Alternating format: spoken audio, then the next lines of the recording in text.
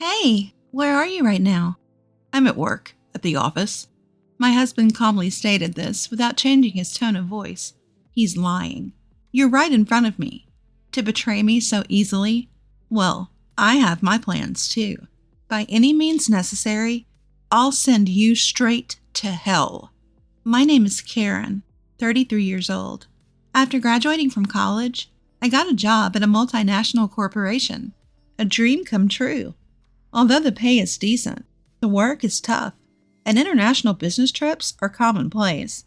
At this rate, my job might become my lifelong partner. When I turned 29, I started feeling anxious and attended a mixer at an invitation of a friend. That's where I met my husband, Mike. Mike is the same age as me and works a regular 9-to-5 job. Unlike me, he doesn't travel for work and doesn't relocate. Because of that, inevitably, I end up earning more than him. After dating for a year, when the prospect of marriage started becoming more realistic, he said with a look of apprehension, Can I really make you happy as things stand right now? Why would you think that? Because I earn less, right? It's kind of, I don't mind it at all. I'm with you because I love you, Mike. I feel the same way, but are you really okay with me? With a look of uncertainty on his face, Mike looked at me. Even his doubtful expression seemed endearing to me. I looked directly into his eyes and expressed my true feelings. I want you, Mike. It's you I love, not anyone else.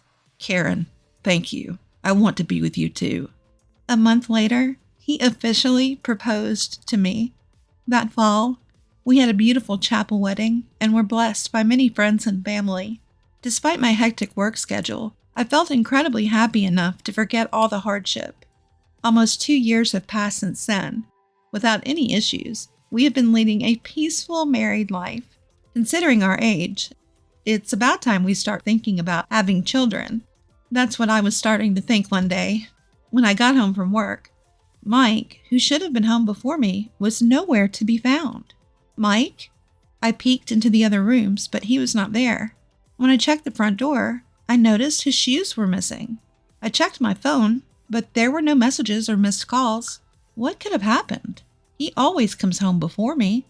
If something had happened, he would have messaged me, right? Did something happen to Mike? With a sinking feeling, I quickly dialed his number. Hoping for the best, I held the phone to my ear, and on the third ring, I heard his carefree voice say, Hello? Mike? Are you okay? Okay. What happened? Well, I just got home from work, and you weren't here. There were no messages, so I was worried. Are you okay? Sorry, I have to work overtime today. Overtime? You've never done that before, have you? When I asked curiously, Mike mumbled, well. After a brief silence, he answered in a rush. The truth is, I've been given a big project. Apparently, if the results are good, I might even get promoted. That's why I need to work overtime, even if it's hard. Promotion? That's great. Yeah, so I think I'll be working overtime more often from now. But don't worry about me. See ya. Wait a minute, Mike. But he hung up the phone without responding. Despite his unilateral attitude, I felt happier than anything. So Mike finally has a chance for a promotion. He was always concerned about the difference in our incomes. I hope this gives him some confidence. Of course, I have no complaints about his current salary. At least as long as we both keep working, we won't face any hardships. However, if his income increases, it would bring even more comfort to our lives, especially considering the possibility of children in the future. A promotion for him would be more than welcome. Since that day, he stopped coming home at the usual time. Even his days off became work days, and our time together decreased. When I come home from work, Mike is not there. Even on the rare days off, he's not home. This was lonelier than I had imagined. However, his future promotion is on the line. I wish he would come home early once in a while. I want to spend the day off together, just relaxing. If I prioritized these feelings of mine, it would be a nuisance to him. Considering this, I could not possibly confront him. So I decided to immerse myself more in my work to drown out the loneliness. I also have an overseas business trip planned soon, so I'll work just as hard as he does. After all, even if I go home early, he won't be there. Thinking this, my overtime increased as well. But as the time spent with him decreased, my heart reached its limit. I don't think I can bear it anymore. Knowing that it might be a burden for him, I decided to express my feelings. "Welcome home, Mike. I have something I want to talk about." I said this to my husband when he returned from work that night. "Talk about? Does it have to be today? I'm pretty tired." "Huh?" I was taken aback, unable to find words. However, there's no point in giving up here. I continued the conversation without losing heart. "I'm sorry, but it's something I really want to discuss." "Ha! If you have something to say it quickly. I need to sleep early for tomorrow's work." "Tomorrow is Saturday. Are you going in on your day off again? Sometimes you should relax at home." Enough already. You're nagging. I'm busy, don't you get it? Is it fun for you to bother me?" "That's not what I meant." "Please stop bothering me. Don't you realize how crucial this period is for me?" Yes, you're right. I'm sorry." His face turned angry, something I had never seen before, which startled me. "I'm tired. I'm going to bed," he said, and left the room. Left alone, I began to shake uncontrollably out of fear. What on earth just happened? I've never seen Mike like that before. I understand he's busy, but there's no need to speak like that. Though my dissatisfaction was growing internally, I couldn't voice it. We should have been able to resolve this through a proper discussion, as we always have. But I was too afraid to express my true feelings to him at that moment. As the days for my overseas business trip were approaching, I had been working late. On this particular day, I ended up leaving work particularly late and hurried to the train station. Unfortunately, the train was delayed. The chances are slim, but Mike might have gotten home before me. Thinking so, I decided to hail a taxi. "Excuse me, could you take me to this address, please?" I gave the driver the address of my apartment, and the car started moving. During the ride home, I didn't have the energy to look at my phone, so I blankly gazed out at the scenery. Stop the car, please!"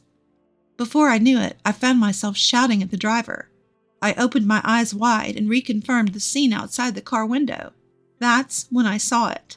Across the pedestrian walkway, Mike was walking with a woman I didn't recognize. "You've got to be kidding me. Mike, why? Weren't you supposed to be busy with work? Why are you here with another woman?" Questions about my husband started to flood my mind. I wanted to believe it was a mistake, but the clothes, the height, everything matched Mike. They were blatantly exchanging a kiss on the pedestrian path. Next thing I knew, I had my phone out and was filming them as evidence of his infidelity. They continued walking arm in arm. As I was capturing the entire scene, the driver asked, "Ma'am?" His voice snapped me back to reality, and I quickly stopped recording. When I arrived home, sure enough, Mike wasn't there yet. I called him, wanting to get the truth. Only the ringing sound of the call echoed emptily from my smartphone. After a few attempts, he finally answered. "Don't keep calling me over and over. You should know I can't answer if I'm not picking up, right?"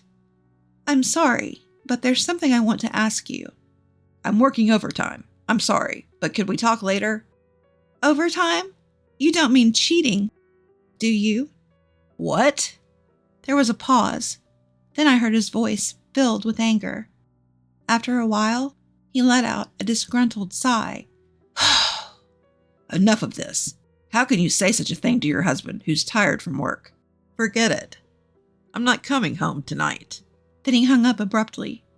Judging by his reaction, it seemed like his affair was confirmed.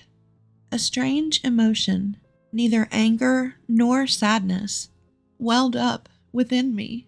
So he was really cheating on me. "We have to talk about this. Things can't continue as they are." True to his word, Mike didn't come home that night. From the following day, he'd come home, but there would be no conversation, let alone discussion. In the end, the day of my business trip arrived first. This time, it's a 2-week trip overseas. On the morning of my departure, As I was wondering how to address Mike, he started talking to me first. Karen, you're leaving for a business trip today, right? Be careful, okay? Huh?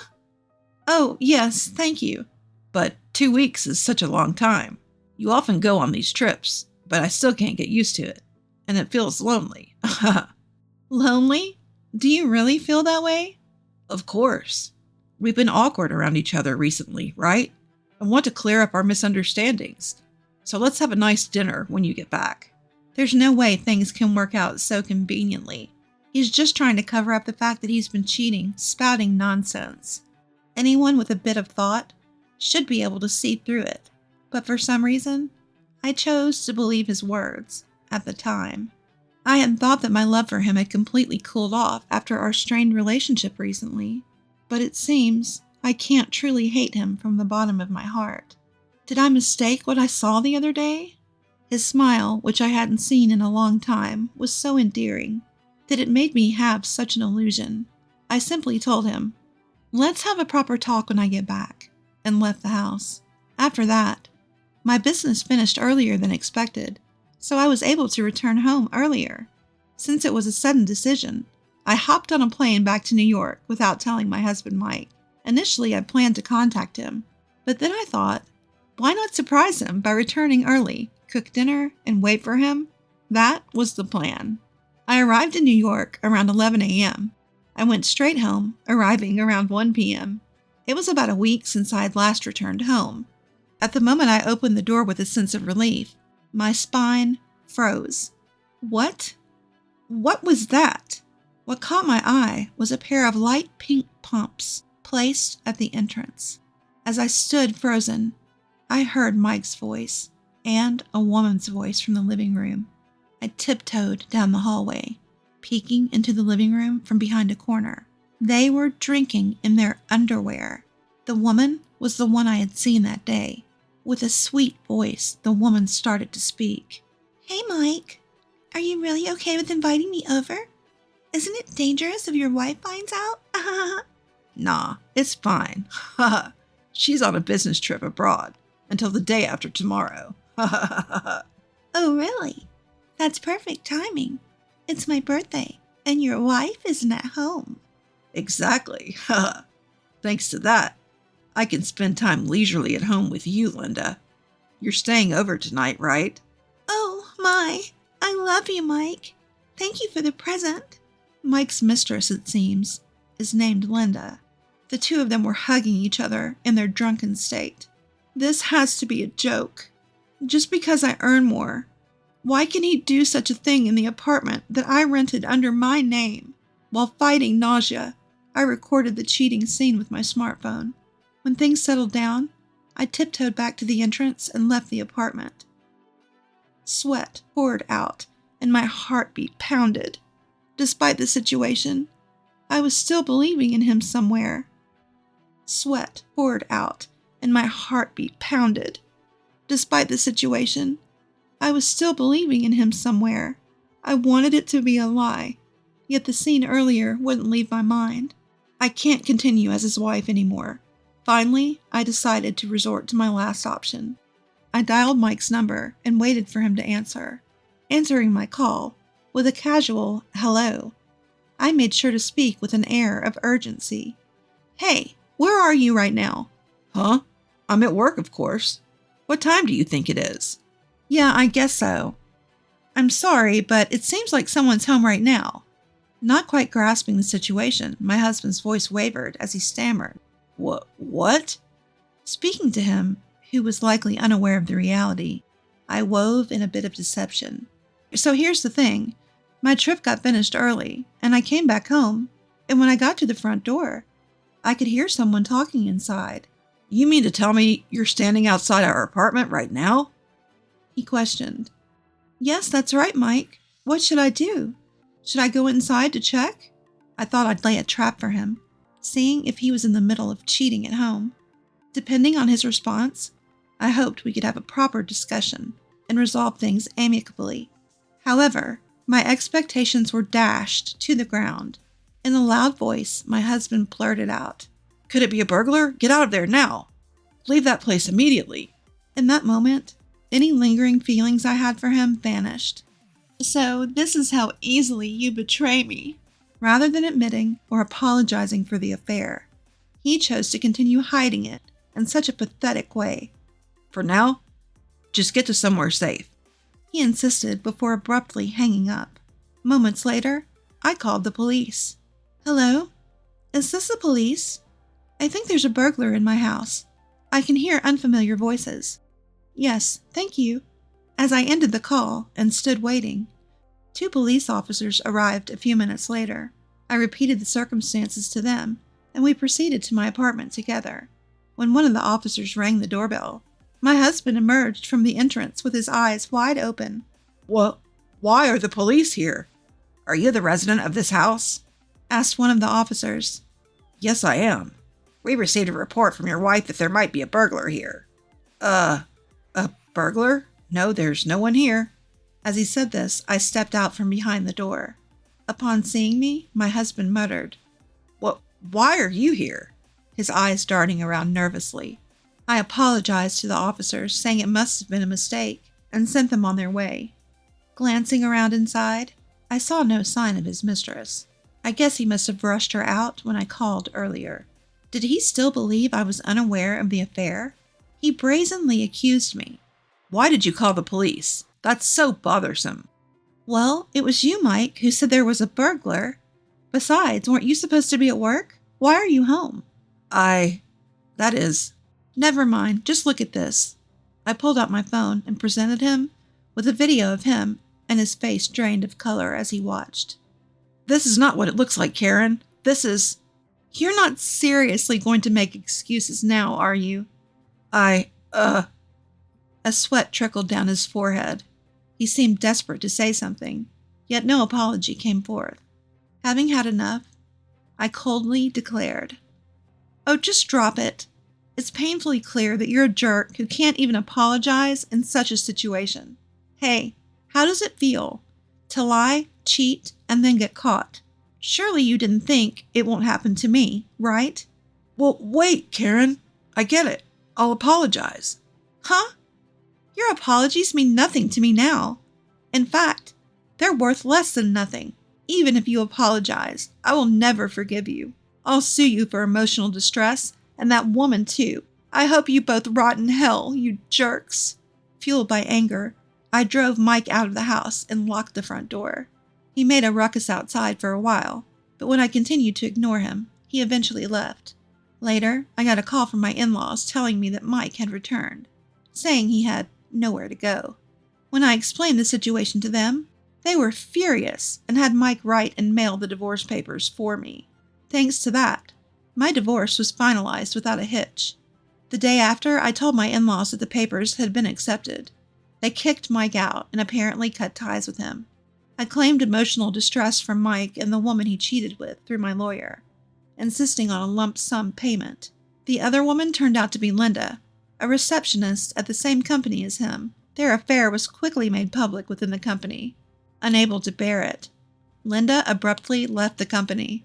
As for Mike, he's enduring the piercing gazes of his colleagues and somehow managing to get through his work. I later found out that his promotion was all a lie, just a tactic to hide his affair. I feel so foolish for being deceived by such a man, but at least I was able to make the decision to divorce. From now on, I intend to devote even more energy to my work and aim for higher positions. I'm determined to prove that marriage isn't the only path to happiness, and I'm ready to do it on my own terms.